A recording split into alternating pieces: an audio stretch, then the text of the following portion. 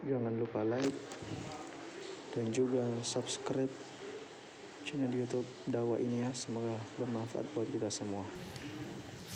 Kesempatan pada kali ini kita akan membahas sebuah fenomena yang kita sayangkan sekali. Di negara kita sangat semarak, bahkan memang diramaikan. Di negara yang mayoritas muslim seperti Indonesia justru menonjol sekali, yaitu masalah sihir dan perdukunan. Saudaraku seiman, mereka adalah orang-orang yang melakukan kesyirikan kepada Allah Subhanahu wa taala. Dan Allah memastikan dalam surah An-Nisa, A'udzu billahi minasyaitonir rajim, innallaha la yaghfiru an yushraka bih wa yaghfiru ma duna dzalika liman syaa. Allah tidak akan pernah memaafkan dosa kesyirikan. Orang meninggal dalam keadaan syirik tidak akan diampuni sama sekali di akhirat nanti. Dan Allah masih mengampuni dosa-dosa selain syirik itu. Banyak sekali di antara kita yang tidak faham masalah ini. Dulu di Indonesia diistilahkan dengan nama dukun. Dan selalu terlihat mereka tampil dengan seram. Rambut yang gondrong, kulitnya hitam, tongkat yang ada tengkoraknya, dan segala macam hal. Tapi dengan berkembangnya teknologi sekarang, mereka juga ikuti perkembangan. Dukun-dukun sudah tampil dengan gagahnya.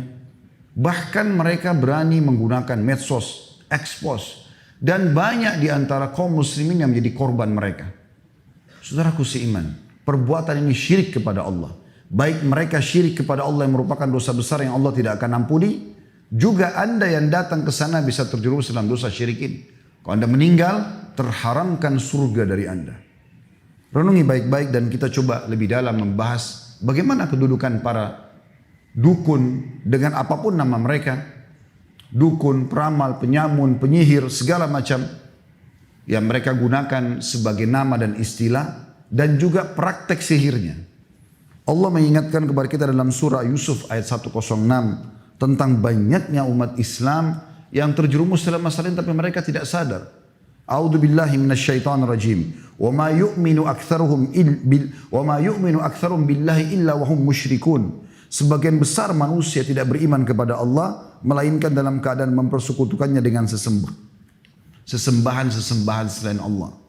Ibnu Abbas menafsirkan ayat ini mengatakan, kalau ditanya kepada mereka siapa yang menciptakan langit, siapa yang menciptakan bumi, siapa yang menciptakan gunung-gunung, mereka akan jawab Allah. Artinya mereka kaum muslimin. Tetapi dengan semua keyakinan mereka itu, mereka masih mempersekutukan Allah dengan menyembah selainnya. Fenomena mereka, saudaraku seiman, disebutkan oleh Allah Subhanahu wa taala banyak sekali dalam ayat Al-Quran. Cuma sayang sedikit yang mendalaminya. Dan saya juga sayangkan kalau di khutbah Jumat tidak disampaikan oleh para dai kita. Sementara banyak sekali orang yang terjerumus dengan kesesatan ini. Bahkan sudah menjadikan dukun-dukun ini sebagai tempat mereka mengadu nasib mereka dibandingkan Allah Subhanahu wa taala. Untuk bahagia rumah tangga, pergi ke dukun. Untuk supaya orang suka sama dia, pergi ke dukun. Sukses usahanya, pergi ke dukun. Semuanya dukun. Bahkan yang kita sayangkan sekali, dijadikan seperti sebuah humor dalam film-film dan sinetron, seakan-akan mereka ini adalah orang-orang yang boleh didatangin dan orangnya lucu dan segala macam hal. Perhatikan apa yang Allah katakan tentang mereka dalam surah Asy-Syu'ara ayat 221 dan 223 sampai 223. A'udzu billahi minasyaitonir rajim. Hal unabbiukum ala man tanazzalu syayatin. Tanazzalu ala kulli affakin athim. Yulquna as-sam'a wa aktsaruhum kadzibun. Apakah kata Allah SWT, akan aku beritakan kepada kalian kepada siapa syaitan-syaitan itu turun, kepada siapa syaitan-syaitan itu selalu berteman, nongkrong. Dan syaitan kita sudah tahu, golongan dari jin yang Allah mengatakan aduwwum mubin, musuh nyata buat kalian, dipimpin oleh iblis. Allah berikan gambaran kepada kita. Mereka turun kepada setiap pendusta, tiap-tiap pendusta, lagi yang banyak berbuat kejahatan, yaitu para dukun dan tukang sihir. Syaitan-syaitan tersebut menyampaikan berita kepada mereka dengan mencuri berita dari langit, lalu menyampaikan kepada para dukun dan tukang sihir, dan kebanyakan mereka adalah pendusta. Ini ditilawakan oleh orang beriman sampai hari kiamat dalam surah Asy-Syu'ara ayat 221 sampai 223. Imam Qatadah rahimahullah salah satu tokoh yang masyhur dari kalangan tabi'in. Qatada bin Da'amah namanya, rahimahullah, beliau wafat tahun 110 Hijriah. Menafsirkan ayat ini mengatakan bahwa para pendusta lagi banyak berbuat jahat dan buruk adalah para dukun dan tukang sihir.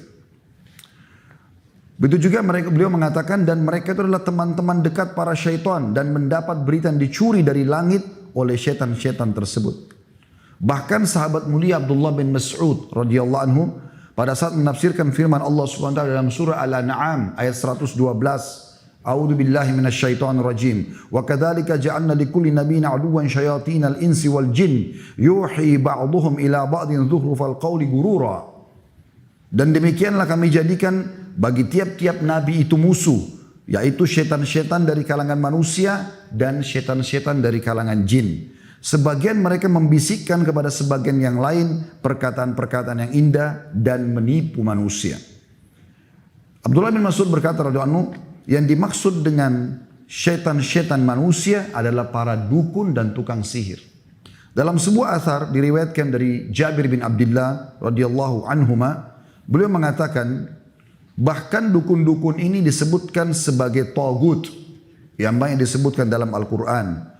Mereka adalah para dukun dan mereka adalah syaitan-syaitan manusia yang syaitan-syaitan jin bekerja sama dengan mereka. Allah Subhanahu wa taala menyuruh kita untuk kufur kepada tagut ini. Tidak boleh ikut sama mereka. Dan kalau kita ikut maka kita akan bersama dengan mereka kepada kekafiran.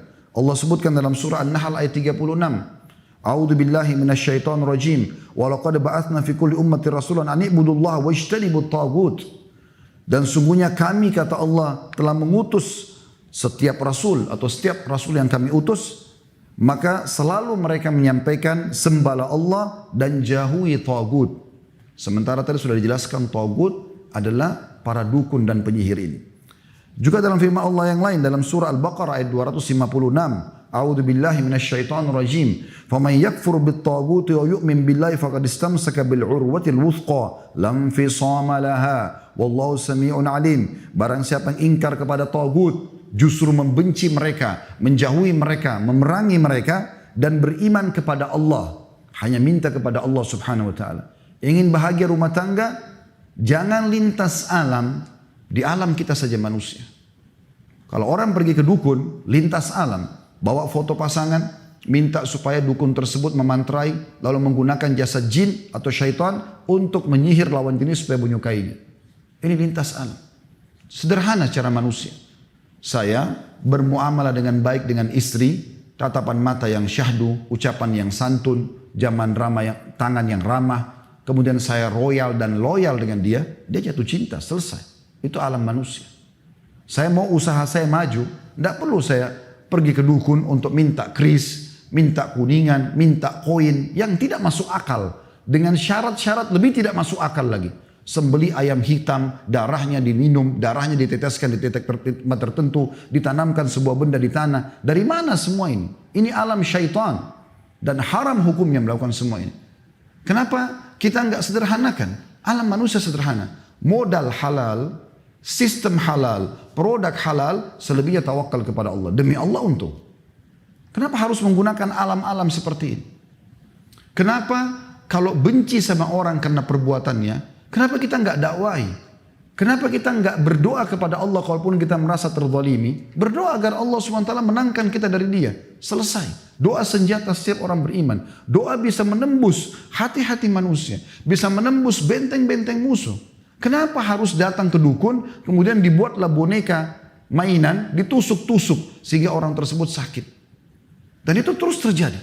Dan subhanallah tanpa mereka sadari mereka beriman dan bermuamalah dengan para tagut yang Allah perintahkan kita untuk supaya kufur kepada mereka. Kenapa harus lintas alam, saudaraku seiman? Apalagi anda yang sudah berpendidikan. Yang kita herankan orang-orang yang sudah tinggi pendidikannya justru juga masih percaya dengan seperti ini. Dan subhanallah orang yang sudah pernah ke dukun teman-teman sekalian, dia akan terus ketagihan. Karena kalau dia ke dukun tanpa dia sadari, yang pertama disihir dia justru. Karena si dukun-dukun ini mau supaya mereka ini terikat menjadi pasien rutinnya. Ini akan ada umurnya, sekian lama kamu harus bayar. Kalau dia minta sesuatu, maka dia harus kembali lagi sekian bulan dan seterusnya. Bahkan ada praktisi berbahasa menyampaikan kepada saya sendiri. Ini seperti SIM, dia bilang sama saya begitu. Kenapa seperti SIM? Maksudnya apa Pak? Iya, ini harus diperbaharui dan berpanjang. Kalau enggak berlaku lagi sihirnya. Kenapa kita begitu bodoh membeli sebuah kertas, membeli sebuah kris, puluhan juta, ratusan juta. Kenapa untuk dapat jabatan harus pergi ke orang-orang bodoh ini? Kenapa enggak sujud kepada Allah? Kenapa enggak berdoa di sholat malam? Mana kita dari ajaran baginda Nabi SAW? Kenapa praktek ini dibiarkan? Hadis-hadis sahih melarang kita masalah itu. Dua buah hadis yang mulia. Kata Nabi SAW, siapa yang mendatangi dukun, peramal, penyamun, penyihir, bertanya. Sebuah riwayat mengatakan belum percaya, baru tanya, iseng. Coba terka tangan saya, coba terka nasib saya, coba buat istri saya suka, coba buat suami saya suka, coba usaha saya maju, coba supaya laris dagangan saya dan segala macam hal. Maka tidak diterima sholatnya 40 hari. 40 hari yang lalu sudah dikerjakan hilang semua. Sekali ke dukun, 2 kali ke dukun, 3 kali ke dukun. Begitu beratnya perbuatan ini, 1 kali bertanya pada mereka saja, meramal nasib atau apapun sifatnya, 40 hari sholat kita ini luar biasa, bukan main-main. Hilang begitu saja. Hadis yang lain, dan ini orang kalau beriman teman-teman dan punya akal sehat, ya, itu pasti tidak mau menyanyiakan sholatnya. Sholat gak gampang. Anda hadir Jumat seperti ini bukan hal yang ringan teman-teman sekalian. Mahal sekali nilainya, tapi bisa hilang 40 hari termasuk Jumatnya hanya dengan sekali ke orang bodoh ini. Sayang sekali. Setelah mereka banyak dihukum di tengah-tengah masyarakat kita, sampai dibakar hidup-hidup karena banyak masyarakat sudah tahu keburukan mereka. Kemudian mereka ganti nama tidak tanggung-tanggung. Orang pintar. Orang pintar dari mana ini? Ini orang bodoh, bukan orang pintar. Orang yang minta kepada jin. Teman-teman coba renungi baik-baik. Kenapa Allah tidak mengutus Rasul satupun dari para jin? Kenapa tidak ada dari jin? Gak ada. 124 ribu nabi, diantaranya 313 Rasul, semua dari manusia. Karena manusia itu fi ahsani takwin. Kita ini yang terbaik. Jin itu cuma ikut sama kita sebenarnya. Bagaimana Anda yang sudah kuliah, kemudian belajar dengan anak SD? Masuk akal gak sih? Gak masuk akal. Makanya jin-jin itu suruh hal-hal yang tidak masuk akal. Makan kotorannya sendiri. Merusak segala macam hal yang tidak masuk akal. Minum darah, taruh ini, taruh itu dan segala macam hal. Dalam majelis Syekh Utsaimin rahimahullah, seorang ulama di Saudi, ada satu orang datang dengan temannya. Temannya ini kebetulan punya ilmu kebal, diberikan sebuah jimat oleh seorang dukun. Kemudian temannya ini yang mukmin ini mengatakan, Syekh, ini teman saya punya ilmu kebal. Kata syekhnya, sebentar, kita berhentikan dulu majelis. Apa benar kau punya ilmu kebal? Dia mengatakan, iya Syekh. Kemudian kata syekhnya, saya tahu kau diletakkan sesuatu di tubuhmu, jimat. Dia bilang iya. Baik, kau mau nggak saya ajak kamu dan disaksikan oleh semua orang di sini untuk buka jimat itu supaya kamu tahu apa isinya. Dia bilang, tapi saya punya syarat, tidak boleh dibuka. Baik, saya coba memberikan kepada kau jaminan dengan izin Allah tidak akan terjadi apa-apa. Apa yang selama ini dukun kamu menakut-nakuti kamu tidak akan terjadi apa-apa. Akhirnya setelah itu dia merasa, oke, baik, dia mau. Dibukalah jimat tersebut, kain, dibuka jahitannya dengan jahitan yang sangat luar biasa. Dibuka, dalamnya ada lagi kain kecil. Dibuka lagi, sampai 5-6 kain kurang lebih. Ternyata di dalamnya teman-teman sekalian, mohon maaf, ini memang kotoran sapi yang sudah kering. Kenapa ini dipakai sebagai jimat? Karena jin atau syaitan yang ditugaskan oleh dukunnya tadi suka dengan bau itu sehingga selalu bersama dengan dia. Untuk apa semua ini? Kenapa kita masuk ke alam seperti ini? Dan akhirnya Syekh memberikan gambaran kepada dia, musnahkan ini, Allah SWT akan jadi penjagamu. Teman-teman, kalau Allah tidak jaga kita, gak usah kita lintas alam seperti itu. Kalau tidak jaga kita, kira-kira kita masih bisa sampai ke sini tadi. Teman-teman yang naik motor, apakah masih bisa aman dengan batu yang terlempar? Kita bisa saya kena setiap saat. Bisa saya tabrakan, bisa saja segala macam terjadi. Tapi Allah menjaga kita.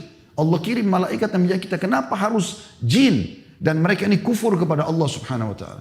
Mereka masih di bawah manusia, bukan di atas kita. Manusia paling sempurna ciptaan Allah subhanahu wa ta'ala. Berhenti masalah ini teman-teman sekalian. Jangan dianggap ini fenomena yang biasa. Karena ini kufur kepada Allah subhanahu wa ta'ala. Allah mengatakan tadi dalam Al-Baqarah ayat 256, barang siapa yang ingkar kepada tagut dan beriman kepada Allah, siapa yang ingkar kepada para dukun dan penyihir tersebut, lalu beriman kepada Allah, hanya minta kepada Allah, sesungguhnya dia telah berpegang pada buhul tali yang amat kuat. Dia akan bahagia di dunia, hidupnya tidak akan ada sesuatu yang samar. Di alam manusia tidak ada yang samar, jelas kok. Transaksi kita jelas, semuanya jelas. Akad nikah kita jelas, hubungan biologis jelas, semua jelas kok.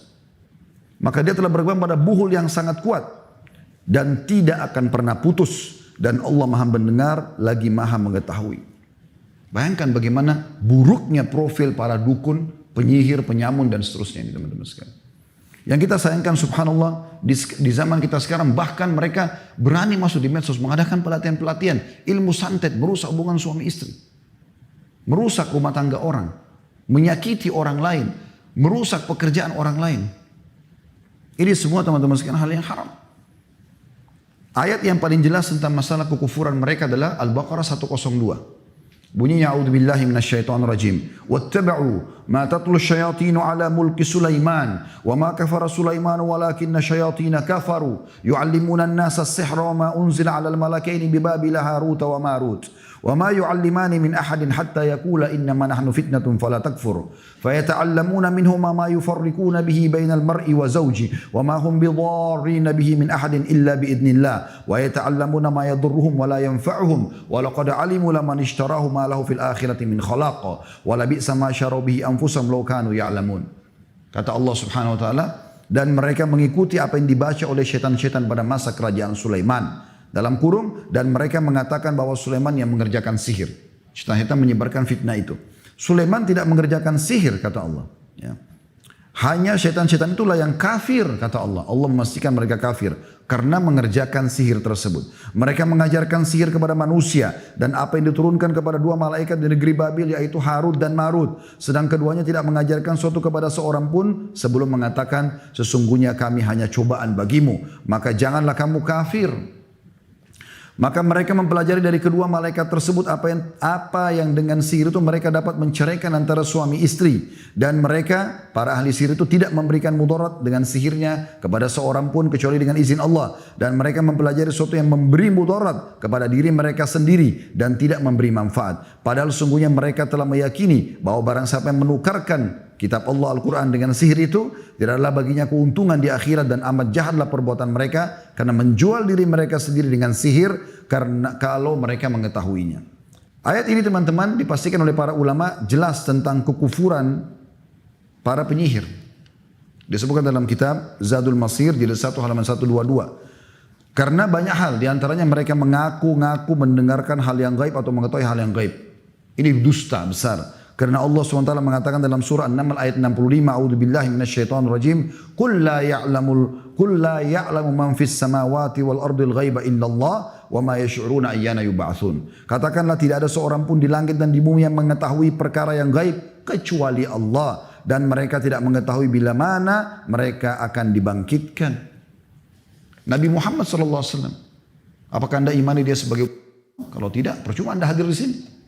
Beliau adalah manusia mulia, pemimpin anak Adam sallallahu alaihi wasallam. Beliau sendiri menyatakan tidak tahu yang gaib. Kalau datang beberapa orang sahabat bertanya agama, beliau tidak tahu, beliau diam. Tunggu wahyu datang baru beliau sampaikan. Sampai pernah ada seorang munafik hadir bersama Nabi SAW dalam satu perjalanan peperangan. Kemudian Nabi SAW kehilangan untanya.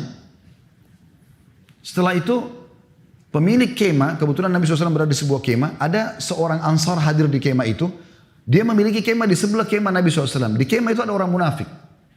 Maka orang munafik itu di kemahnya sebelah ini mengatakan, waktu Nabi SAW bilang, untaku hilang, tolong carilah. Dia menyebarkan isu, dia mengatakan, ini kayak mengaku sebagai Nabi. Masa untanya aja hilang dia nggak tahu? Memang munafik selalu begitu. Memanaskan suasana supaya orang ragu dengan risalah dan wahyu ini. Maka yang terjadi teman-teman sekalian, Nabi SAW bilang di kemahnya, turun wahyu menyampaikan kepada beliau. Kata Nabi SAW dengan santun, walaupun orang yang sudah jahat sebenarnya. Kata Nabi SAW, kenapa ada di antara kalian yang mengatakan, ini kayak mengaku Nabi, untanya aja hilang dia nggak tahu. Ketahuilah kata Nabi SAW, saya hanya manusia biasa seperti kalian. Saya tidak tahu yang gaib.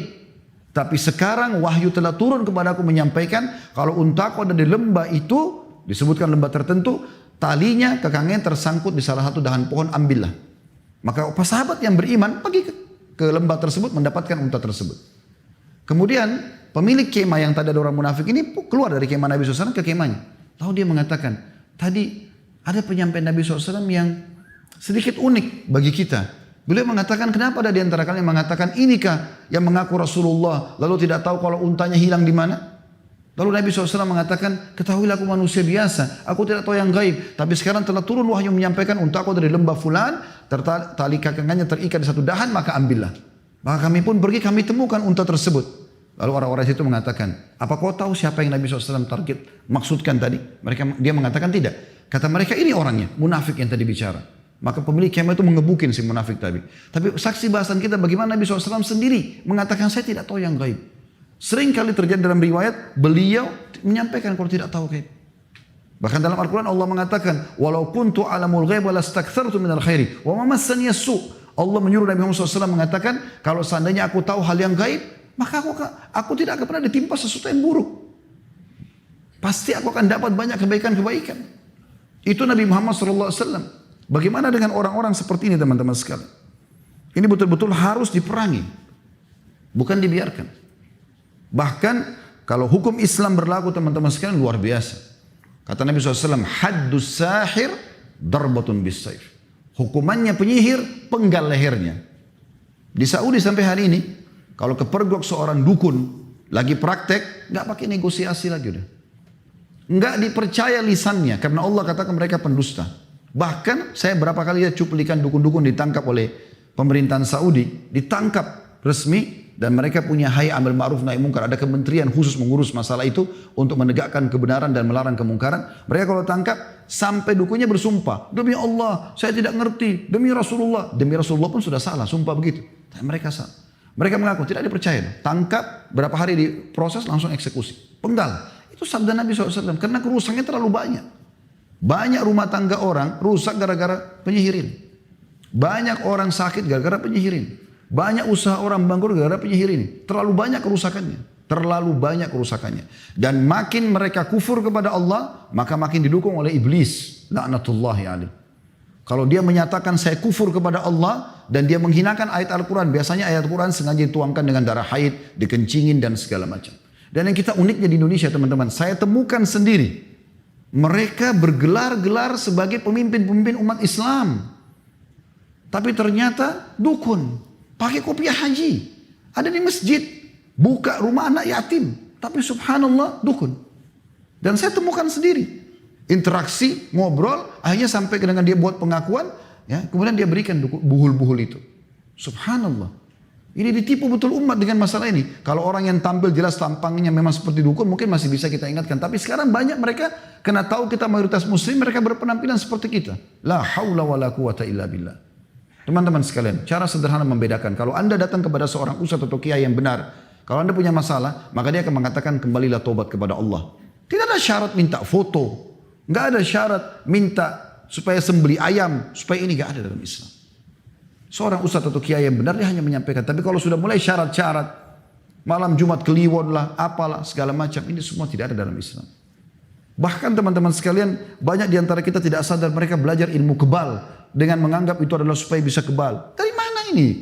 Tidak pernah satu kali pun Nabi SAW memberikan sebuah kain ditulis-tulisi bahasa Arab misalnya, lalu dipakai pada sahabat supaya kau kebal. Nanti kalau dipenggal sama orang kafir Quraisy kau tidak mati. Enggak ada. Nabi SAW mengatakan kalau sudah siap pasukan mau perang, humu ila jannati rabbikum. Berdiri, kejar surga Tuhan kalian. Disuruh mati, bukan disuruh kebal. Maka sahabat dengan semangat mau mati. Untuk apa belajar ilmu kebal? Untuk apa semua ini teman-teman sekalian? Enggak ada gunanya. Semua orang belajar ilmu kebal yang begitu di ruqyah syariah pasti kesurupan. Untuk apa? Bahkan yang uniknya membawa nama agama. Ini enggak boleh. Ini tidak diterima sholatnya 40 hari. Hadis yang kedua teman-teman lebih tegas lagi. Kata Nabi SAW, barang siapa yang mendatangi dukun, peramal, penyamun, penyihir, bertanya dan percaya, maka dia telah kufur kepada apa yang diturunkan kepada Muhammad SAW. Kafir, harus syahadat lagi orang itu. Rusak Islamnya. Untuk apa? Gitu kan? Tapi kan Ustaz, kadang-kadang kami kalau datang ke sana, dia tahu keadaan kami. Jangan ditipu teman-teman sekalian. Anda punya korin, pendamping dari syaitan. Dia di tempat prakteknya taruh banyak syaitan-syaitan itu. Kalau Anda ngerti bahasa Arab bisa nonton di YouTube sebenarnya banyak sekali cuplikan dukun-dukun yang ketangkap di Saudi. Mereka bilang kalau pas ketangkap, kok bisa kau tangkap saya? Saya sudah sebar sekian banyak jin, dukun, banyak syaitan, gitu kan? Ada di antara mereka yang ketangkap lagi di masjid, mau nipu orang. Tapi ketahuan dukun, kemudian disuruh keluar, diinterogasi, akhirnya terbukti dia adalah dukun. Mereka nyebarin itu. Jadi korin antum kerjasama sama dukun-dukun jin-jin apa syaitan-syaitan yang ditelatkan sama dia. Jadi pada saat masuk dia langsung mendebak. Oh kamu ada masalah rumah tangga ya. Oh kamu ada lagi sakit ini. Tapi informasi itu dari situ. Informasi gaib ini teman-teman yang mereka miliki adalah informasi yang Anda harus tahu ini. Yang dicuri dari langit. Dalam sebuah hadis yang sahih riwayat Bukhari. Pernah Nabi SAW melihat ada meteor jatuh. Lalu beliau bertanya kepada para sahabat. Apa yang kalian bilang jahiliyah dengan ini? Kata mereka, kami yakin pada saat itu ya Rasulullah, pada saat meteor lewat ada orang terkenal yang mati atau ada orang yang akan jadi tokoh baru lahir. Kata Nabi SAW, bukan seperti itu. Sebenarnya adalah, ya, Allah SAW jelaskan nih, bocoran buat kita. Kalau Tuhan kita Allah Subhanahu Wa Taala menentukan sebuah keputusan, misalnya esok hari akan terjadi apa, maka pemikul arsy-Nya Allah, malaikat 8 itu bertakbir. Maka yang di langit ke-7 semua malaikat bertakbir. Yang langit ke-6 semua bertakbir. Mendengar itu. Langit ke-5 bertakbir. Sampai langit pertama yang di atas kepala kita ini. Yang dikenal dengan sama'id dunia. Semua bertakbir. Lalu malaikat-malaikat bertanya kepada pemikul arsy. Apa keputusan Tuhan kita? Lalu kemudian disampaikanlah semua. Termasuk siapa yang akan bertugas dari malaikat-malaikat ini. Kata Nabi SAW, lalu syaitan-syaitan itu bersusun-susun. Nabi SAW berikan gambaran telapak tangan beliau ditumpuk satu sama yang lain. Terus sampai ke langit. Dan mereka berusaha mencuri informasi dari langit itu. Siapa yang akan mati, siapa yang akan sakit, siapa yang ini segala macam. Itu dapat informasi dari langit. Kita orang beriman sudah yakin ada malaikat dan Allah memang menentukan takdirnya kok. Itu dibongkar oleh Nabi SAW. Maka para malaikat menunggu mereka dengan panah-panah api, bintang-bintang. Jadi meteor itu adalah serpian bintang yang digunakan malaikat untuk memanah setan-setan tersebut. Maka banyak di antara mereka yang mati terbakar, sebagian mereka lolos. Lalu mereka membisikkan kepada teman-teman mereka daripada dukun dan peramal apa yang akan terjadi, dan ketahuilah mereka ikutkan semua itu dengan 100 kedustaan. Jadi dukun sebenarnya kalau faham hadis ini pun sadar dia sedang ditipu oleh jinnya itu. Jangan Anda pikir setiap dia praktik dia berhasil. Tidak. Tidak sama sekali. Saya lihat cuplikan sendiri seorang dukun. Itu kalau dia mau panggil syaitannya. Dia harus pakai baju merah. Dia pegang pecut. Dan dia harus cambuk dirinya sampai berdarah. Baru kemudian begitu.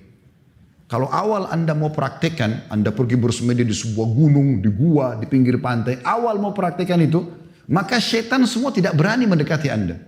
Karena syaitan tahu ini manusia. Dia khalifah di muka bumi. Tahu makna khalifah? Kita ini pemimpin teman-teman. Allah bilang tentang Nabi Adam kan. Inni ja'ilun fil ardi khalifah. Saya ciptakan pemimpin di muka bumi. Kita pemimpin. Begitu manusia diturunkan di muka bumi ini gak ada lagi. Tahu kenapa iblis tidak mau sujud kepada Adam? Karena dia dulu mau mengkandidatkan diri sebagai pemimpin di bumi. Tapi begitu Allah ciptakan Adam dan dia sempat naik ke langit. Dan dia bersama malaikat melihat itu. Dia tahu gak ada lagi peluang buat dia. Maka dia tidak mau sujud kepada Adam. Dan dia berjanji akan membenci Adam alaihissalam, semua keturunannya akan disesatkan. Dengan janji dia tentunya.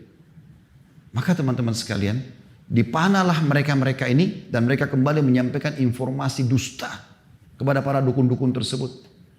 Informasi langit semua itu. Kita sebenarnya tidak perlu semua ini. Kenapa harus melakukan perbuatan seperti ini? Dan itu disebutkan dalam hadis Bukhari tentang masalah tersebut. Tentu cukup panjang bahasa ini teman-teman sekalian, tapi saya ingin ringkaskan dengan poin yang tidak kalah pentingnya adalah, lalu bagaimana kita menyelamatkan diri daripada dukun dan penyihir ini. Yang pertama, kenali mereka. Ya. Cara mengenali dukun dan praktek sihirnya, yang pertama itu umumnya ya tempat mereka itu biasanya gelap, remang-remang. Ya. Dan ini memang tujuannya. Pada saat antum masuk ke situ harus dalam kondisi takut. Kalau nggak takut nggak bisa. Orang pada saat mau hipnotis orang lain itu dibuat dulu ini percaya nggak atau takut nggak, baru ditepuk baru bisa terpengaruh. Kalau orang itu tidak takut dia nggak bisa. Jinnya pun bisikin kepada orang-orang itu ini nggak bisa dihipnotis. Kadang-kadang mungkin Anda lihat di acara panggung disuruh turun itu. Kenapa? Karena ini orang nggak bisa dihipnotis. Orang-orang yang lemah yang bisa dihipnotis gitu. Maka mereka biasa begitu. Kalau sekarang memang sudah sedikit maju, mereka sudah tampil dengan penampilan yang lebih rapi dan segala macam, tapi tetap ada syarat-syarat yang lain. Ada yang lain, mereka suka memberikan syarat. Itu syarat harus ada. Minta bayaran yang mahal. Tidak ada insya Allah kalau da'i yang ikhlas kepada Allah SWT, Anda konsultasi, Anda bertanya, lalu minta bayar 50 juta. Terus kasih benda-benda, minta benda-benda. Minta benda bekas lah. Baik itu pakaian dalam, baik itu foto dan segala macam. Ini gak ada semua. Ini mudah dikenali kok mereka itu. Dan subhanallah umumnya mereka ini selalu sembunyi-sembunyi. Berapa kali teman-teman praktik dukun kami sempat temukan, itu tersembunyi di pojok. Ya, mereka kalau di tengah-tengah masyarakat berbeda penampilannya, itu begitu luar biasa. Dan ini tidak boleh kita datang kepada mereka teman-teman. Jangan terpengaruh dengan kopiah hajinya. Jangan terpengaruh dengan surbannya. Jangan terpengaruh dengan kopiah hitamnya. Gak ada. Selama mereka pakai seperti ini jangan dipercaya. Termasuk mereka selalu memberikan akhirnya buhul yang akan diberikan kepada Anda dibawa pulang. Ada juga yang ditanam di situ. Lalu kemudian ada bayaran dan selalu ada kontrak yang harus diperpanjang. Jadi jangan dipercaya semua ini. Kembali kepada tauhid kepada Allah Subhanahu wa taala. Para sahabat Nabi ridwanullahi alaihim, kalau sendal mereka putus, mereka angkat tangan ke langit mengatakan, ya Allah, sendal saya putus gantikanlah. Sendal minta dari Allah karena mangganya sama Allah. Itu tauhid. Tidak perlu minta kepada mereka ini. Sesat mereka teman-teman dan akan menyesatkan semua orang yang ikuti mereka. Aku lu qauli hadza, saya sudah mengucapkan perkataan saya ini. Wa astaghfirullah li wa lakum, dan saya beristighfar kepada Allah untuk diri saya dan jemaah sekalian. Fastaghfiruhu innahu wal ghafurur rahim. Beristighfarlah kepadanya karena Dia Maha Pengampun dan juga Maha Pengasih. Alhamdulillah, wassalatu wassalamu ala Rasulillah. Segala puji dan puja kehadirat Allah Subhanahu wa taala, juga salawat dan taslim kepada Nabi besar Muhammad sallallahu alaihi wa ala alihi wa sahbihi wasallam. Sebelum berdoa, takut, cinta, apapun sifatnya, termasuk tunduk hanya kepada Allah Subhanahu wa taala. Renungi teman-teman sebab turunnya beberapa ayat dalam surah Jin. Allah gambarkan tentang jin. Orang-orang Arab jahiliyah dulu, mereka terbiasa setiap kali mereka jalan satu perjalanan, lalu mereka mampir di sebuah lembah. Pada saat mereka sudah tancapkan kemah-kemah mereka, maka yang pertama dilakukan adalah pemimpin kafilah itu, perjalanan itu keliling kepada seluruh orang yang ikut sama dia, minta bekalnya, seikhlasnya, kasih makanan, kasih baju. Kemudian dia datang ke tengah-tengah lembah, lalu dia sendiri bicara, wahai penjaga lembah, jangan ganggu kami. Apa kata Allah SWT? Sebenarnya dalam surah Jin ini sudah digambarkan, tidak ada apa-apa. Lembah, lautan, gunung yang miliki Allah. Baca surah nomor 77 dan 79 dalam Al-Quran. Bagaimana Allah tugaskan malaikat yang mengurus lautan, mengurus sungai, mengurus hewan-hewan yang ada di sana populasinya. Bagaimana udara, air, segala macam fenomena alam ini diatur oleh para malaikat yang ditugaskan oleh Allah SWT. Bukan mereka. Jin-jin ini tidak ada. Mereka seperti kita manusia. Hidup saja begitu. Tapi pada saat manusia memanggil-manggil mereka, ya, menunjukkan kalau mereka takut dan minta tolong, maka Allah mengatakan fazaduhum rahaqa, maka syaitan-syaitan itu makin mengerjain mereka, makin dikerjain. Kalau ada rumah dijual teman-teman sekalian murah karena ada orang bunuh diri atau ada orang dibunuh, saran saya dari mimbar ini beli. Jangan pernah percaya, oh nanti ada ruh gentayangan. Ini bohong besar. Mana ruh gentayangan itu? Ada yang pernah lihat? Tidak ada semua itu teman-teman sekalian. Kalau orang itu dibunuh, dia dibunuh mati. Kalau dia orang muslim, dia mati syahid. Dan kuburannya dia nikmati menjadi taman dari taman surga. Kalau dia orang kafir, disiksa di kuburan. Nggak ada waktu untuk gentayangan ganggu orang. Nggak ada waktu. Lalu itu dari mana Ustaz? Itu dari setan-setan di sekitar rumah itu. Kalau pagar rumah itu 10 meter, antum lagi lewat di situ, maka setan itu kumpul semua. Tuh yang gantung diri itu, rambutnya panjang, matanya belalak, keluar darah dari hidungnya. Kalau antum takut, maka betul-betul kita lihat ke sana, lihat itu. Tapi kalau ada teman sebelah kita yang tidak takut, kamu lihat gak? Dia bilang tidak. Karena dia nggak takut. Makin banyak orang takut, maka makin jadi itu. Seperti di perkampungan kita sering begitu. Oh jangan lewat di sungai itu kalau malam-malam. Nanti ada nenek-nenek. Atau nanti ada buaya kepalanya manusia lah, kuda kepalanya manusia. Ini khurafat dari mana ini? Kenapa harus dibiarkan semua ini? Bohong. Demi Allah teman-teman, antum lewat di kuburan malam hari, mau berenang malam hari di lautan, di sungai, gak ada masalahnya. Kecuali yang memang fitrah, ada buaya, ada apa segala macam. Itu pun antum kalau baca, a'udzu bikalimatillahi tammat min syarri ma khalaq, dan beberapa doa yang lain, antum akan selamat karena penciptanya semua itu adalah Allah Subhanahu wa taala. Kembali kepada tauhid yang benar, kita akan aman dalam hidup kita insyaallah. Mari kita hadirkan hati dan pikiran kita untuk berdoa kepada Allah Subhanahu wa taala, semoga Allah ijabah doa kita. Alhamdulillah, Kami memuji-Mu ya Allah sebagaimana Engkau layak dipuji sebagai pencipta. Dan kami mengucapkan salam hormat kami kepada utusan-Mu Nabi besar Muhammad sallallahu alaihi wa ala alihi wa sahbihi wasallam sebagaimana Engkau telah mengucapkan salam hormat kepadanya. Dan juga agar ini menjadi tambahan pahala buat kami. Ya Allah, kami tidak berkumpul di tempat yang mulia ini, salah satu dari rumah-rumah-Mu, kecuali hanya untuk menjalankan perintah dan kewajiban yang telah Engkau bebankan kepada kami. Maka terimalah pahala Jumat ini dengan pahala yang lengkap, dan terimalah seluruh amal soleh yang pernah kami haturkan kepadamu, yang sudah kami lakukan, yang sedang kami lakukan, dan akan kami lakukan sampai menjelang ajal datang nanti. Ya Allah, maafkanlah semua kesalahan kami, kesalahan kedua orang tua kami, seluruh kerabat kami, seluruh muslimin dan muslimat, mukminin dan mukminat yang hidup dan juga yang sudah meninggal. Ya Allah, jadikan negara kami Indonesia negara yang aman, tentram, damai. Seluruh umat Islam di bawah naungan ukhuwah Islamiyah. Angkat perselisihan di antara mereka. Karuniakanlah kami pemimpin yang baik, yang beriman kepadamu. Dan juga ya Allah, mudahkanlah agar kami semua tunduk dan patuh kepadamu. Selamatkan umat ini dari seluruh sihir, perdukunan, agar Engkau mengembalikan kami kepada tauhid-Mu ya Allah. Ya Allah, tolonglah saudara-saudara kami di Palestina, di Syria, di Yaman, di Irak, di Myanmar, di Ahsa, dimanapun mereka yang sedang tertindas. Ikhlaskan niat mereka, terima para syuhada mereka, muliakan Islam di tangan mereka dan tangan kami semua, dan ikut sertakan kami bersama mereka di pahala baik dengan doa, dengan harta juga dengan jiwa kami. Dan ya Allah, Rabbana atina fid dunya hasanah, berikanlah kami semua kebaikan di dunia ini, wa fil akhirati hasanah, dan semua kebaikan di akhirat nanti, wa qina adzabannar, selamatkan kami dari api neraka, wa adkhilnal jannata ma'al abrar, masukkanlah kami ke dalam surga bersama orang-orang yang patuh. Ya Azizu ya Ghaffar, wahai Zat yang Maha Mulia dan Maha Pengampun, ya Rabbal Alamin, Tuhan alam semesta. Wa sallallahu nabiyana Muhammadin walhamdulillahi rabbil alamin. Inna Allah ya'mur bil adli wal ihsan. Sadarilah teman-teman, Allah selalu menyuruh kita berbuat kebaikan dan keadilan. Wa yanha 'anil fahsya'i wal munkari wal baghi. Dan Allah larang perbuatan keji, perbuatan maksiat. Ya'idukum la'allakum tadhakkarun. Itu peringatan dari Allah, maka jadikan sebagai prinsip hidup kalian. Fadhkurullahal 'azim yadhkurkum. Ingat selalu Allah, Allah akan ingat kepada kalian. Washkuru 'ala ni'mati yazidkum. Syukuri nikmat jadi pasti akan tambah. Wa dzikrullahi akbar. Mengingat Allah adalah amal yang paling besar. Wa aqimis shalah, dan dirikanlah salat.